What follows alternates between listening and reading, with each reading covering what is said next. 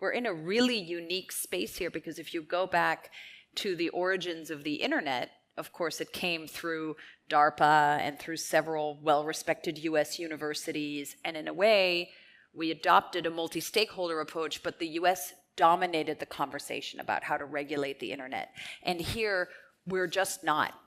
There's a huge amount of innovation here in the US, but I think our regulators have been a little bit slow off the mark. And huge amount of innovation in China and elsewhere. And so you see Liechtenstein leading the way, which would have been unheard of for the internet. Let me ask you one other important thing, because you work with central bankers all around the world.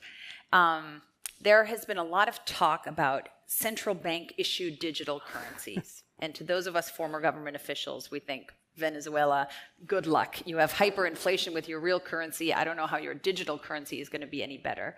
But you also feel a little bit worried because, in a way, the US and the West, the US and Europe, have been so powerful at imposing sanctions on places like Iran and North Korea because we control the world payments and banking systems. And so many of those sanctions are enforced by companies having to say, well, if I want access to the US financial system, I'm going to stop doing business with Iran.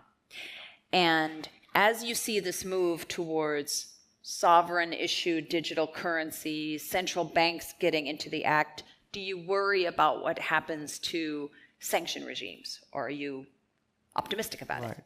Thank you, Sunil. Thanks for the time, Anya. Thank you. Thank you very much.